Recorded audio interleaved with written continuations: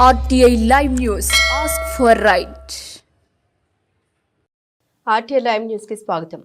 BRS party రాష్ట్ర working president KTR పిలుపు మేరకు నాగార్జున సాగర్ నియోజకవర్గ మాజీ శాసనసభ్యులు నోముల భగత్ ఆదేశాలతో లగచర్ల రైతులపై అక్రమంగా కేసులు పెట్టి వారిపైన థర్డ్ డిగ్రీ ప్రయోగించి జైళ్లలో నిర్బంధించి రైతుల చేతులకు బేడలు వేసిన కాంగ్రెస్ ప్రభుత్వ నిరంకుశ అమానవీయ అణచివేత విధానాలకు నిరసనగా గుర్రంపోడు మండల కేంద్రం నుండి డాక్టర్ బిఆర్ అంబేద్కర్ విగ్రహానికి వినతి పత్రం ఇచ్చిన మండల అధ్యక్షులు నాగులవంచ తిరుపతి. ఈ సందర్భంగా వారు మాట్లాడుతూ లగచర్ల రైతులపై పెట్టిన కేసును వెంటనే ఎత్తివేసి రైతులను వెంటనే విడుదల చేయాలి, లేకుంటే ప్రజాప్రతినిధులు ఊర్లలో వచ్చినప్పుడు రైతులు తిరగబడే రోజులు దగ్గరలో ఉన్నాయని, వచ్చే స్థానిక ఎలక్షన్స్ లో రైతులకు తగిన బుద్ధి చెబుతారని హెచ్చరించారు. ఈ కార్యక్రమంలో తాజా మాజీ సర్పంచ్లు, ఎంపీటీసీలు, మాజీ ప్రజాప్రతినిధులు తదితరులు పాల్గొన్నారు.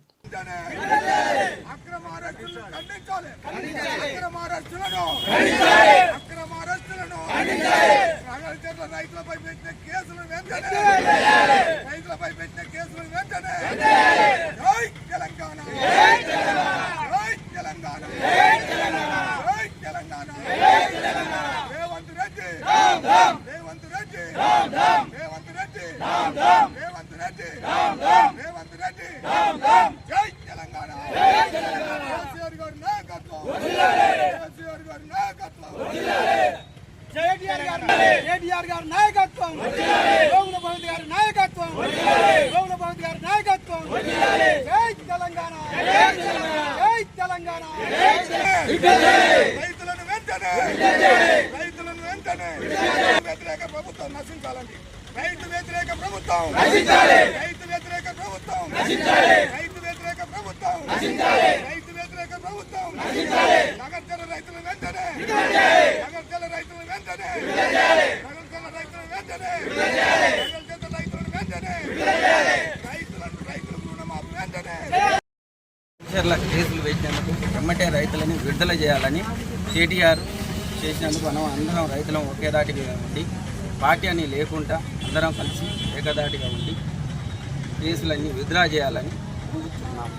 జై కేసీఆర్, జై కేసీఆర్, జై తెలంగాణ, కోరిరెడ్డి జై.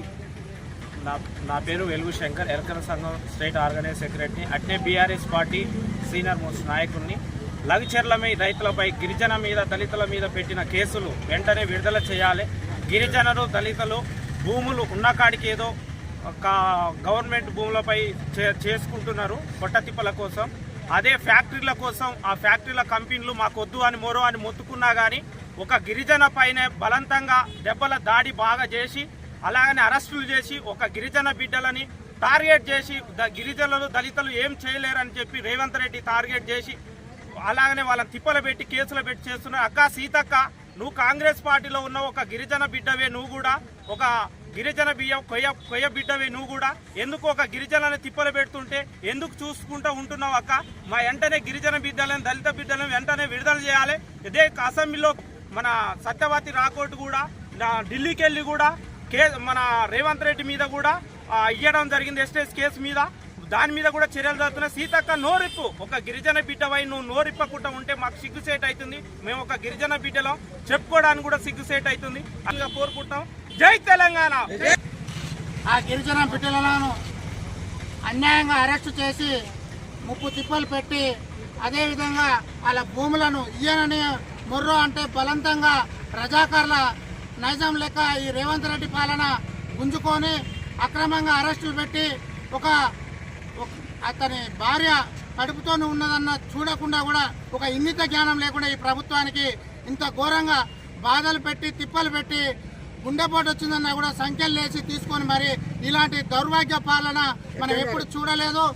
అదేవిధంగా ఏమంటున్నానంటే, ఈ దళిత బిడ్డలని దయచేసి కంపల్సరీ ఏ కేసు లేకుండా బేషరతుగా విడుదల చేయాలని ఆ రేవంత్ రెడ్డి గారిని, అదేవిధంగా దళితులైన సీతక్క గారిని మీరు కంపల్సరీ విడుదల చేయాలని కోరుకుంటూ జై తెలంగాణ.